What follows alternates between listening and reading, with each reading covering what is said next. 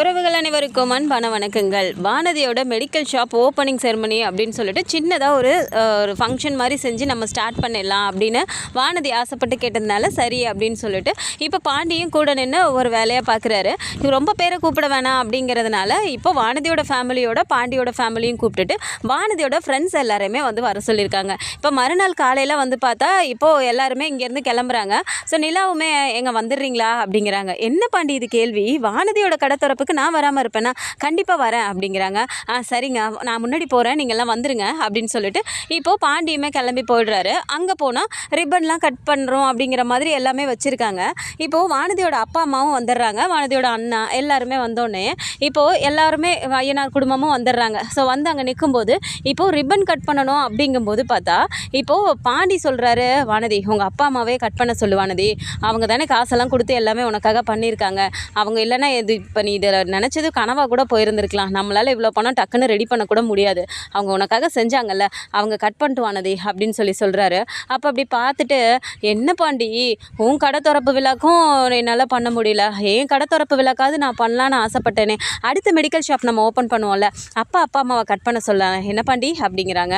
அப்போ அப்படியே ஒரு மாதிரி பார்க்குறாரு பாண்டி, என்ன இவ இப்படி இருக்கா அப்படிங்கிற மாதிரி பார்த்துட்டு ஏதோ பண்ணு அப்படின்னு சொல்லிட்டு விட்டுறாங்க. ஸோ இப்போ ரிப்பன்லாம் கட் பண்ணிவிட்டு உள்ளே போனதுக்கு அப்புறமா பார்த்தா சின்னதாக ஜூஸு ஸ்நாக்ஸு இந்த மாதிரி தான் அரேஞ்ச் பண்ணியிருக்காங்க. வந்திருக்க ஃப்ரெண்ட்ஸ் எல்லாரையும் பார்த்த உடனே பல்லவன் பார்த்துட்டு, ஏன்னா இவனுங்க தான் வந்து உன்னை கிண்டல் பண்ணதா அப்படிங்கிறாங்க. ஆமாண்டா, அதோ அங்கே நிற்கிறான்ல அவன் இவனுங்க தான்டா அப்படின்றாங்க. பல்லவன் பார்த்துட்டு, அவனுங்களை போய் நல்லா வச்சு செஞ்சு விட்றவா அப்படிங்கிறாங்க. டேய் வேணாண்டா, அவனுங்க தான் பண்ணானுங்கன்னா இது நம்ம ஃபங்க்ஷன்டா, எதுக்கு தேவையில்லாமல், அதெல்லாம் ஒன்றும் தேவையில்ல விடு, அவனுங்களுக்கு தெரிஞ்சது அவ்வளோதான் அப்படின்னு சொல்லிட்டு பாண்டிங்க இது பண்ணிடுறாரு. ஆனால் இந்த பசங்க சும்மா இல்லாமல் திரும்ப பாண்டியை வந்து ஒரு மாதிரி கிண்டல் பண்ணுறது இந்த மாதிரியே பேசிகிட்டு இருக்காங்க. என்ன பிரதர், ஜூஸ்மாவோட வடை இந்த மாதிரி தான் ஏதோ வச்சுருப்பீங்கன்னு பார்த்தேன், பரவாயில்லையே ஸ்நாக்ஸ் எல்லாம் கூட நீங்கள் அரேஞ்ச் பண்ணியிருக்கீங்க அப்படின்னும் போது இப்போ வானதி பார்த்துட்டு எல்லாமே பாண்டி தான் பண்ணுச்சு அப்படின்னு சொல்கிறாங்க. அதை பார்த்தோன்னே தெரியுது, இந்த மாதிரி ஸ்நாக்ஸ் எல்லாம் வாங்கி வச்சுருக்காரு அப்படிங்கும்போதே அது பிரதராக தான் இருக்கும்னு எங்களுக்கு தெரியாதா வானதி, உன்னோட டேஸ்ட்டே வேறு மாதிரிலாம் இருக்கும், நீ வேறு மாதிரி பண்ணியிருப்போன்னு எங்களுக்கு தெரியும், இந்த மாதிரி ஐட்டத்தை பார்த்த உடனே அது அவர் தான் பண்ணியிருப்பாருன்னு எங்களுக்கு புரிஞ்சிருச்சு அப்படின்னு சொன்னோடனே ஒரு மாதிரி இந்த மாதிரி மட்டன் தட்டியே பேசிகிட்டு இருக்கும்போது வானதியும் நின்று சிரிச்சிட்டு இருக்கதெல்லாம் வந்துட்டு நிலாவும் நின்று பார்க்குறாங்க. ஏற்கனவே வந்துட்டு இந்த மாதிரி ரெஸ்டாரண்ட்டில் போயிட்டு எனக்காக வானதி நிற்கலை அப்படின்னு சொல்லிட்டு பாண்டி ரொம்ப வருத்தப்பட்டு பேசியிருப்பார். அப்போவுமே நீங்கள் உங்கள் கூட நின்றுக்கணும் வானதி அப்படின்னு நிலாவுமே சொல்லியிருப்பாங்க. இந்த வாட்டியும் அதே மாதிரி பண்ணும்போது நிலாவுக்கே ஒரு மாதிரி பார்க்க கஷ்டமாக இருக்குது. சோழன் கிட்டே சொல்கிறாங்க, என்ன சோழன் வானதி இப்படி இருக்காங்க அப்படிங்கிறாங்க. எனக்கே அப்படியே கோவம் தான் வருது, பேசாமல் கிளம்பி போயிடலாமா பாண்டியை கூட்டிகிட்டு அப்படிங்கிறாங்க. வேணாம் அது சரியாக இருக்காது, நம்ம அப்புறம் பேசிக்கலாம் அப்படின்னு சொல்லிட்டு இப்போ ஃபங்க்ஷன் எல்லாம் முடிஞ்சதுக்கப்புறமா இப்போ வானதி போய் கடையில் உட்காந்துட்டு, அக்கா நல்லா இருக்குல்லக்கா, நான் இப்போ இந்த கடையில் இங்கே நான் உட்காந்ததுக்கப்புறம் தான் கடையாக இருக்க மாதிரி இருக்குக்கா, இதுக்கு முன்னாடி அந்த ஓனரும் நின்னார், ஆனால் அந்தளவுக்கு பெருசாக ஒன்றும் தெரியல, ஆனால் நான் வந்ததுக்கப்புறம் இந்த கடையை நிறைஞ்ச மாதிரி இருக்குல்லக்கா அப்படின்னு சொல்லிட்டு ரொம்ப தனக்கு தானே பெருமையாக பேசிகிட்டு இருக்கும்போது நிலாவும் சோழனும் அப்படியே ஒருத்தர் மாற்றி பார்த்துக்கிறாங்க. பாண்டிக்கு ஐயோ இவ ஏன் இப்படிலாம் பேசிகிட்டு இருக்காங்கிற மாதிரி பல்லவன் பாண்டி எல்லாமே அப்படியே ஒரு மாதிரி நிற்கிறாங்க. இப்போது நடேசன் பார்த்துட்டு, அது சரி தனக்கு தானே இதுதான் பெருமை பேசிக்கிறதுன்னு சொல்கிறதா அப்படிங்கிறாரு. அவங்க அப்பாவும் அம்மாவும் பார்த்துட்டு, ஏன் இப்படி இருக்கா அப்படின்னு சொல்லிட்டு அவங்களுக்குள்ளேயே பேசிகிட்டு இருக்காங்க. அப்படியே ரொம்பவும் பெருமிதத்தில் கடையை சுற்றி பார்த்துட்டு இப்போ வானதி நின்றுட்டு இருக்கும்போது நிலா டக்குனா, ஏன் வானதி நான் உனக்கு கேட்டால் தப்பாக எடுத்துக்க மாட்டீங்களே அப்படிங்கிறாங்க. கேளுங்கக்கா அப்படிங்கிறாங்க. நிஜமாவே உங்களுக்கு பாண்டியை எந்த அளவுக்கு பிடிக்கும் அப்படிங்கிறாங்க. என்னக்கா இப்படி கேட்குறீங்க, பாண்டி தான் எனக்கு எல்லாமே, பாண்டி மட்டும் என் கூட இருந்தான்னு வச்சுக்கோங்களேன், என்னால் எல்லாமே செய்ய முடியும். இப்போது இந்த மெடிக்கல் ஷாப்புக்குமே பாண்டி தான் இருந்து பண்ணியிருக்கான், நீங்கள் வேணால் பாருங்கக்கா, இந்த மாதிரி இன்னும் 4-5 மெடிக்கல் ஷாப் நான் ஓப்பன் பண்ணுவேன் அப்படிங்கிறாங்க. அதெல்லாம் சரி வானதி, நீங்கள் மெடிக்கல் ஷாப் ஓப்பன் பண்ணுறதெல்லாம் சரி, பாண்டி உங்கள் கூட இருக்கணும்னு ஆசைப்பட்றீங்க, ஆனால் பாண்டி உங்கள் கூட இருக்கும்போது உங்களை சேர்ந்தவங்கெல்லாம் வந்துட்டு பாண்டியை ஒரு மாதிரி பேசும்போது அது உங்களுக்கு தப்பாகவே தெரியலையா அப்படின்னு கேட்குறாங்க. என்னக்கா சொல்கிறீங்க அப்படிங்கிறாங்க. என்ன சொல்கிறேன்னா, ஏற்கனவே பாண்டிய ரெஸ்டாரண்ட்டுக்கு கூட்டிகிட்டு போயிருக்கீங்க, அங்கேயும் வச்சு ஒரு மாதிரி அவமானப்படுத்துகிற மாதிரி பேசியிருக்காங்க, இப்போவும் உங்கள் முன்னாடியே தான் இந்த மாதிரிலாம் பேசுகிறாங்க, இப்போவும் கூடவே நின்று சிரிச்சிட்டு இருக்கீங்க, நீங்கள் இந்த இடத்துல பாண்டியை விட்டு கொடுக்காமலாம் பேசியிருக்கணும், ஏன் வானதி இப்படி பண்ணுறீங்க அப்படிங்கிறாங்க. அப்போ அப்படியே ஒரு மாதிரி பார்த்துட்டு, நான் என்ன தப்பு பண்ணேன், எதுக்கு இப்போ இப்படி எல்லாம் பேசுகிறீங்க அப்படின்ற மாதிரி ஒரு மாதிரி பேசிட்டு முகத்தை உம்முன்னு வச்சுக்கிறாங்க. இல்லை வானதி எனக்கு சொல்லணும்னு தோணுச்சு, தப்பாக இருந்தால் மன்னிச்சிடுங்க அப்படின்னு சொல்லிட்டு இவங்க எல்லாம் இங்கேருந்து கிளம்பி கிளம்பி போயிடுறாங்க. இப்போ பாண்டி அப்படியே ஒரு மாதிரி நின்றுட்டு இருக்கும்போது, என்ன பாண்டி அன்னைக்கு ரெஸ்டாரண்ட்டில் நடந்ததையும் உன் அன்னிக்கிட்ட ஒன்று விடாமல் ஒப்பிச்சிட்ட போல அப்படிங்கிறாங்க. ஏய் அது அப்படி இல்லடி, எனக்கு ஒரு மாதிரி கஷ்டமாக இருந்துச்சு, நீயாவது என் கூட நின்றுருக்கணும், நீயும் அந்த பசங்க கூட சேர்ந்துட்டு எனக்கு நாம் தான் பண்ணது தப்புங்கிற மாதிரி நீ பேசுகிற, அது எனக்கு ஒரு மாதிரி இருந்துச்சு, அதனால அவங்க கிட்ட சொன்னேன் அப்படிங்கிறாங்க. என்னம்மா இப்போ அவங்க அப்படியே மைக்கு பிடிச்சி அங்கே ஸ்டேஜில் அவங்க அப்பா அம்மாவுக்கு முன்னாடி குடும்பத்தை எல்லாத்தையும் விட்டு கொடுக்காம பேசிட்டாங்க அப்படிங்கிறதுனால என்னையும் அந்த மாதிரி அப்படி பண்ணணும்னு எதிர்பார்க்குறாங்களா? பேசாமல் ஒரு மைக்கு போட்டு கொடுப்பாண்டி, நானும் அதே மாதிரி பேசிடுறேன், உங்களுக்கெல்லாம் மைக்கு போட்டு ஸ்டேஜில் நின்று பேசினா தான் உங்களுக்குலாம் தெரியும் போல இருக்கு அப்படிங்கிறாங்க. ஏய் எதுக்கு எதடி பேசிகிட்டு இருக்க நீ அப்படின்னு சொல்லிட்டு அங்கேவே நாளே வந்துட்டு அங்கே ஒரு ஆர்குமெண்ட் ஸ்டார்ட் ஆகிடுது. சரி வானதி நீ பார்த்துக்கோ, நான் அப்படியே கடைக்கு கிளம்புறேன் அப்படின்னு சொல்லிட்டு பாண்டியுமே கடைக்கு கிளம்பி போயிடுறாரு. அங்கே போனால் திடீர்னு வந்துட்டு ஆம்புலன்ஸில் கூட்டிகிட்டு போகிறது வந்துட்டு கார்த்திகாவோட அம்மா அப்படின்னு சொல்லிட்டு அவருக்கு நியூஸ் கிடச்ச உடனே என்னாச்சா அப்படிங்கிறாங்க. இல்லை என்னன்னு தெரில, அவங்களுக்கு ரொம்ப உடம்பு சரியில்லை, அதனால ஹாஸ்பிட்டலுக்கு கூப்பிட்டு போகிறாங்க அப்படின்னு சொன்ன உடனே நேராக பாண்டி வீட்டுக்கு வராரு. வீட்டுக்கு வந்துட்டு சேரனை எல்லாருமே உட்காந்துட்டு இருக்காங்க. வந்துட்டு அண்ணா கஸ்தூரி அத்தைக்கு ஏதோ உடம்பு சரியில்லையா, ஆம்புலன்ஸில் வச்சு கூட்டிகிட்டு போயிட்டுருக்காங்க, பின்னாடியே வந்துட்டு பெரியப்பாவும் கார்த்திகாவும் வண்டியில் போனாங்க, நான் பார்த்தேன் அப்படிங்கிறாங்க. என்னடா சொல்கிற, கஸ்தூரி அத்தைக்கு உடம்பு சரியில்லையா அப்படிங்கிறாங்க. அப்போ நடேசன் அப்படியே பார்க்குறாரு. ஏன் என்னம்மா அவளுக்கு நல்லா தானே இருந்தா அப்படிங்கிறாரு. என்னன்னெலாம் எனக்கு தெரியல, நான் கடையில் இருந்தேன், ஆம்புலன்ஸில் கூட்டிகிட்டு போனாங்க, பின்னாடியே கார்த்திகாவும் அவரும் போனாங்க, அதை பார்த்துட்டு தான் என்னென்ன இப்போ வந்து சொன்னேன் அப்படிங்கிறாங்க. சரிடா எந்த ஹாஸ்பிட்டல்டா அப்படிங்கிறாங்க. அது தெரிலண்ணே, நீ கார்த்திகாவுக்கு ஃபோன் பண்ணு அப்படிங்கிறாங்க. சரிண்ணே கார்த்திகாவுக்கு சேரன் ஃபோன் பண்ண உடனே கார்த்திகா அழுதுகிட்டே, மாமா திடீர்னு அம்மாவுக்கு உடம்பு சரியில்லாமல் போயிடுச்சு மாமா, மயங்கி விழுந்துட்டாங்க, அதான் ஹாஸ்பிட்டலுக்கு கூட்டிகிட்டு வந்துட்டோம் அப்படிங்கிறாங்க. சரிப்பா நாங்கள் எல்லாம் வரோம், நீ பதட்டப்படாமல் இருப்பா, நாங்கள் இந்த உடனே வந்துடுறோம் அப்படின்னு சொல்லிட்டு இப்போது சேரன் கிளம்புறாரு. கூடவே சோழன் இரு நானும் வரேன் அப்படின்னு சொல்லிட்டு பாண்டி பல்லவா 4 பேருமே கிளம்பி போயிடுறாங்க. நீலா பார்த்துட்டு சரி நீங்கள் போய் பார்த்துட்டு ஏதோ எமர்ஜென்சினா எனக்கு சொல்லுங்கள், நான் வரேன் அப்படிங்கிறாங்க. இல்லைப்பா நீ வீட்டில் இரு, நாங்கள் பார்த்துட்டு உனக்கு ஃபோன் பண்ணுறோம் அப்படின்னு சொல்லிட்டு இப்போ 4 பேரும் அங்கே கிளம்பி போயிடுறாங்க. நடேசனுக்கு ஒரு மாதிரியே இருக்குது. இப்போ நிலா பார்க்குறாங்க. என்ன அங்கிள் உங்களுக்கும் போகணும் போல் தோணுது தானே அப்படிங்கிறாங்க. அப்படியே ஒரு மாதிரி உட்காந்துட்டு இருக்காரு. உங்களுக்கு தான் மனசில் இவ்வளோ பாசம் இருக்குல்ல, அவங்க 1000 தான் பேசியிருக்கட்டும், சரி நீங்கள் கிளம்பி போங்க, ஃபங்க்ஷனில் நல்லா தானே பேசிகிட்டு இருந்தீங்க, நீங்களும் போங்க, எதுக்கு இங்கே வீட்டில் உட்காந்துட்டு ஒரு மாதிரி பதட்டப்பட்டுட்டு இருக்கீங்க அப்படிங்கிறாங்க.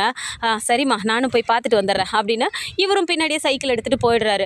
இப்போ நிலா மட்டும் வீட்டில் இருக்காங்க. அங்கே போய் பார்த்ததுக்கப்புறம் பார்த்தா இப்போது ஐசியூவில் அட்மிட் பண்ணியிருக்காங்க. வெளியில் கார்த்திகாவும் அவங்க பெரியப்பாவும் நின்றுட்டு இருக்காங்க. நேராக சேரன் வேகமாக போயிட்டு என்னப்பாச்சு அப்படிங்கிறாங்க.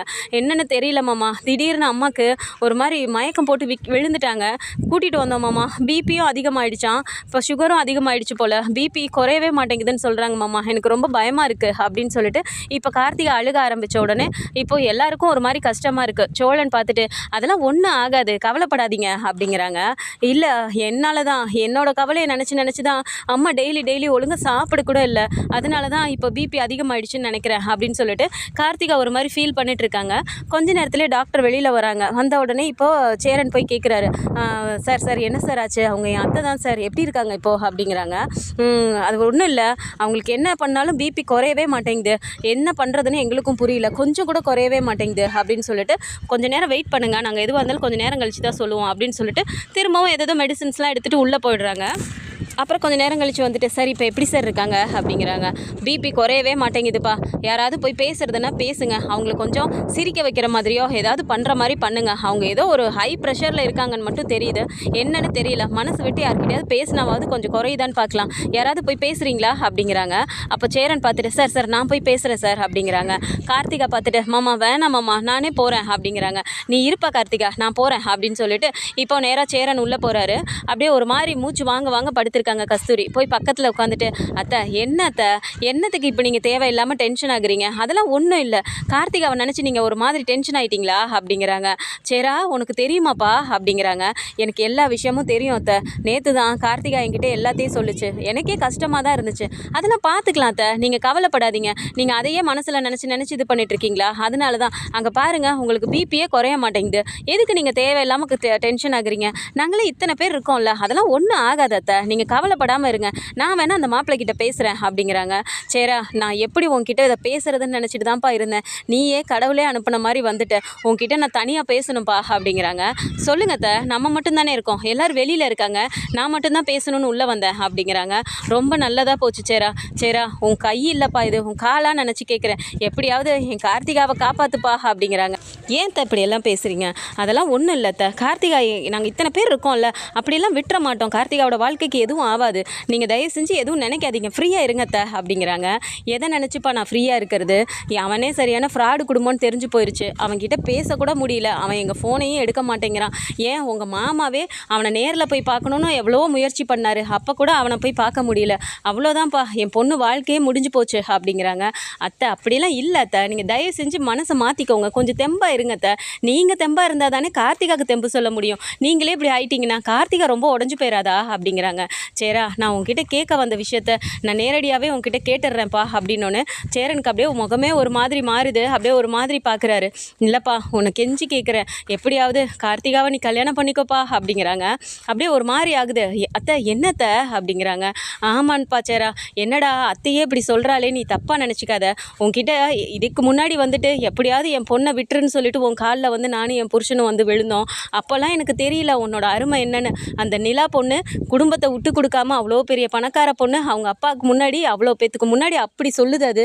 ஆனால் எனக்கு அந்த அறிவு இல்லை பற்றியா, என் அண்ணன் பையனுக்கு கொடுக்கணும்னு சொல்லிட்டு கொஞ்சம் கூட எனக்கு அந்த பெரிய மனசு இல்லாமல் நான் ரொம்பவும் ஒரு மாதிரி சின்னத்தனமாக நடந்துக்கிட்டேன், என்னை மன்னிச்சிருப்பா சேரா அப்படிங்கிறாங்க. ஐயோ அத்தை, அப்படிலாம் எதுவும் பேசாதீங்க அத்தை அப்படிங்கிறாங்க. தயவு செஞ்சு சொல்லுப்பா, எனக்கு வாக்கு கொடுப்பா, எப்படியாவது கார்த்திகாவை நீ கல்யாணம் பண்ணிக்கிறேன்னு சொல்லுப்பா, அவள் வாழ்க்கை வீணாக போயிடக்கூடாதுப்பா, ப்ளீஸ் சேரா ப்ளீஸ் சேரான்னு சொல்லிட்டு அவங்க பேச பேச இன்னும் பிபி அதிகமாகிக்கிட்டே போகுது. அப்படியே ஒரு மாதிரி மூச்செல்லாம் வாங்குறாங்க. அப்போ டாக்டர் சீக்கிரம் வாங்க அப்படின்னு சொல்லிட்டு சேரன் கத்தும்போது எல்லாருமே ஓடி வந்துட்டு கொஞ்சம் வெளியே இருங்க, நாங்கள் பார்க்குறோம் அப்படின்னு சொல்லிட்டு திரும்பவும் பார்க்குறாங்க. பிபி குறையவே மாட்டேங்குது. வெளியில் வந்த உடனே கார்த்திகா பார்த்துட்டு என்னாச்சு அப்படிங்கிறாங்க. பிபி இன்னும் கொஞ்சம் அதிகமாகிடுச்சுப்பா, உன்னை பற்றி தான் பேசிகிட்டே இருக்காங்க அப்படின்னு சொன்ன உடனே இப்போது அவங்க தம்பிங்க கூட எல்லாம் வந்து நிற்கிறாரு. என்னென்ன சொன்னாங்க அவங்க அப்படிங்கிறாங்க. வேற என்னடா, கார்த்திகாவை என்னை கல்யாணம் பண்ணிக்க சொல்லி அவங்க கெஞ்சுறாங்கடா, அவங்ககிட்ட நான் எதுவுமே பதில் சொல்லலை, அப்படியே இருக்க பிபி இன்னும் அதிகமாகிடுச்சுடா அப்படின்னு சொல்லும்போது நடேசன் அப்படியே பார்த்துட்டு, எது கல்யாணம் பண்ணிக்க சொல்லி உன்னை கேட்டாளா அப்படிங்கிறாங்க. ஆமாப்பா, அவங்க ரொம்ப வருத்தப்படுறாங்கப்பா கார்த்திகாவை பற்றி, கார்த்திகாவை நினச்சி தான் அவங்க உடம்பு இப்படி ஆகிட்டு இருக்குப்பா அப்படிங்கிறாங்க. நீ நகரு, நான் போய் பேசுகிறேன் அப்படின்னு சொல்லிட்டு விறுவிறுன்னு நடேசன் உள்ளே போகிறாரு. டாக்டர் பார்த்துட்டு, சார் கொஞ்சம் வெளியே இருங்க, நாங்கள் தான் பார்த்துட்ருக்கோம்ல அப்படிங்கிறாங்க. சார் இங்கே பாருங்கள் சார், அவள் இருக்க மனசு நிலைமைக்கு நீங்கள் என்ன ட்ரீட்மெண்ட் கொடுத்தாலும் அவளுக்கு இப்போதைக்கு குறையாது சார் அப்படின்ட்டு, இங்கே பாரு கஸ்தூரி இங்கே பாரு, என்ன பாரு அப்படிங்கிறாங்க. அப்போ அப்படியே முழிச்சு இப்படி பார்க்குறப்ப, இங்கே பாரு, இப்போ என்ன உன் பொண்ணு வாழ்க்கை கெட்டு போயிடக்கூடாது, உன் பொண்ணு நல்லா இருக்கணும்னு சொல்லிட்டு அதை போட்டு நினச்சி தான் நீ இப்படி ஆகிட்டு இருக்கியா, இப்போ என்ன உனக்கு சேரனுக்கு கார்த்திகாவை கல்யாணம் பண்ணி வைக்கணும் அவ்வளோதானே, எதுக்கு தேவையில்லாமல் நீ போட்டு மனசை உழப்பிட்டு இருக்க, அங்கே பாரு பிபி வேற ஏறிக்கிட்டே போகுது, உன் பொண்ணு அங்கே வெளியே நின்று அழுத்திட்டு இருக்கா, எதுக்கு தேவையில்லாமல் இது பண்ணுற, நீ கவலையே படாத, கார்த்திகாவுக்கும் சேரனுக்கும் நல்லபடியாக நம்ம கல்யாணத்தை பண்ணி வைப்போம், நீ முதல்ல தெம்பாகு, நீ மனசை இது பண்ணிடாத, விடு, நீ ஃப்ரீயாயிரு அப்படின்னு சொல்கிறாரு. நிஜமாவா நான் சொல்கிற அப்படிங்கிறாங்க. அப்புறம் என்ன உங்ககிட்ட போய் நாச்சுக்கு வந்து நான் சொல்லிட்டு இருக்கேன்னு நினச்சிட்டு இருக்கியோ, இந்த நடேசன் வாக்கு கொடுத்தது தான், சேரனுக்கும் கார்த்திகாக்கும் நல்லபடியாக திருமணம் நடக்கும், நீ எதுவுமே இது பண்ணாத அப்படின்னு சொல்லிட்டு அவர் சொல்கிறாரு. அப்படியே ஒரு மாதிரி பார்த்தா பிபி சர்ன்னு குறைஞ்சிக்கிட்டே வருது. அப்போ டாக்டர் பார்த்துட்டு, என்ன சார் நாங்கள் இவ்வளோ நேரமாக போராடிட்டு இருக்கோம், நீங்கள் வந்து பேசின உடனே அவங்களுக்கு குறைஞ்சிருச்சு அப்படிங்கிறாங்க. அதான் சார், அவளுக்கு என்ன மாதிரி ட்ரீட்மெண்ட் கொடுக்கணும்னு எனக்கு தெரியாதா, இப்போ அவள் பேசுனதுக்கும் நீங்கள் என்ன தான் கொடுத்தாலும் அந்த பதில் கிடைக்காம அவளுக்கு ஒன்றும் சரியாகாது சார் அப்படின்னு சொல்லிட்டு, இப்போ இனிமேல் நீங்கள் பாருங்கள், நல்ல மாத்திரை மருந்து கொடுங்க அப்படின்னு சொல்லிட்டு வெளியில் வந்துடுறாரு. வெளியில் வந்தோடனே அவளை தான்மா உன் அம்மா சரியாயிட்டா அப்படிங்கிறாங்க. என்னம்மா பண்ணீங்க அப்படிங்கிறாங்க. வேற என்ன, சேரனுக்கும் உனக்கும் கல்யாணம் பண்ணி வைக்கிறேன்னு சொன்னேன், அவளுக்கு பிபி சர்ன்னு குறைஞ்சிருச்சு அப்படிங்கிறாங்க. கார்த்திகாவுக்கு அப்படியே ஒரு மாதிரி ஆகுது. மாமா என்ன மாமா சொல்லிட்டு வந்திருக்கீங்க, சேர மாமா கூடயா, அதெல்லாம் வேண்டாம் மாமா, சந்தா பாவம் அப்படிங்கிறாங்க. சேரன் அப்படியே ஒரு மாதிரி பார்க்குறாரு. மாமா நீங்கள் எதுவும் தப்பாக எடுத்துக்காதீங்க, அம்மாவுக்கு உடம்பு சரியாகணும்னு சொல்லிட்டு மாமா அப்படி சொல்லிட்டு வந்திருக்காரு, நீங்கள் அதெல்லாம் எதுவும் நினைக்காதீங்க மாமா அப்படின்னு சொன்ன உடனே சேரனுக்கு எதுவுமே பேச முடியல. நேராக எல்லாரும் கிளம்பி வீட்டுக்கு வராங்க. வீட்டுக்கு வந்ததுக்கப்புறம் நிலா கேட்குறாங்க, என்னாச்சு அப்படின்னோடனே, என்ன ஆச்சா, அவங்களுக்கு உடம்பு சரியில்லாமல் பிபி ஏறி போய் கிடந்தாங்கன்னு சொல்லிட்டு இதோ நம்ம வீட்டில் இருக்காரு பெரிய மனுஷன் நேராக போயிட்டு சேரண்ணனுக்கும் கார்த்திகாவுக்கும் கல்யாணம் பண்ணி வைக்கிறேன்னு அவங்களுக்கு போய் வாக்கு கொடுத்துட்டு வந்துட்டாரு அப்படின்னு சோழன் சொல்கிறாரு. இதை கேட்டதுமே அப்படியே நிலாவுக்கு ஆடி போகுது. என்ன அங்கிள் சொல்லிட்டு வந்திருக்கீங்க அப்படிங்கிறாங்க. ஆமாம்மா, அவளுக்கு இருக்க பிபி ஏறிக்கிட்டே போகுது, இதோ சேரங்கிட்ட சொல்லியிருப்பா போல இருக்கு, அவள் உயிரை காப்பாற்றணுன்னா எனக்கு வேறு என்ன பண்ணுறதுன்னு தெரியல, அதனால தான் நான் அப்படி சொன்னேன் அப்படிங்கிறாங்க. அப்போ அதுக்கு தானே சொன்னீங்க சந்தா பாவம் இல்லையா அப்படிங்கிறாங்க. என்ன சந்தா பாவம்னு சொல்லிட்டு இருக்கிற? உன் வீட்டில் இல்லாத காசு பணமா? நீ நினச்சிருந்தா உங்கள் அப்பா கிட்ட இதை செய் அதை செய்யின்னு கேட்க முடியாதா? இல்லை சோளங்கிட்ட நீ இது பண்ணால் தான் நான் வருவேன், அதை பண்ணால் தான் வருவேன், நீ உன்னால் சொல்ல முடியாதா? இல்லை உங்கள் அப்பா தான் ஏதாவது சொல்ல முடியாதா? ஏதோ அந்த ஆள் அங்கே உட்காந்துக்கிட்டு இவ்வளோ இருந்தால் தான் நான் கல்யாணம் பண்ணி கொடுப்பேன், அவ்வளோ இருந்தால் தான் கல்யாணம் பண்ணி கொடுப்பேன்னு சொன்னோடனே நீங்கள் 35 பவுன் நகை 25 லட்சம் பணம்னு சொல்லிட்டு இஷ்டத்துக்கு சொல்லிட்டு வந்திருக்கீங்களே. 6 மாதத்தில் உங்களால் அதெல்லாம் ரெடி பண்ண முடியுமா? நடக்காததை பற்றி கனவு காணாமல் இருக்கிற வாழ்க்கையை ஒழுங்காக வாழ பாருங்கடா அப்படின்னு சொல்லிட்டு நடேசன் சொல்லிட்டு போயிடுறாரு. இப்போது வீட்டில் எல்லாருமே ஒரு மாதிரி குழப்பத்திலே உட்காந்துட்டு இருக்காங்க. ஸோ இந்த மாதிரியான கதைக்களம் வந்தால் நல்லா இருக்கும்னு நினச்சிங்கன்னா மறக்காமல் நம்மளோட சேனலை சப்ஸ்கிரைப் பண்ணிக்கோங்க. அண்ட் வீடியோ பிடிச்சிருக்கு அப்படின்னா சின்னதாக லைக்கை மட்டும் கொடுத்துருங்க. தேங்க்ஸ் ஃபார் வாட்சிங்.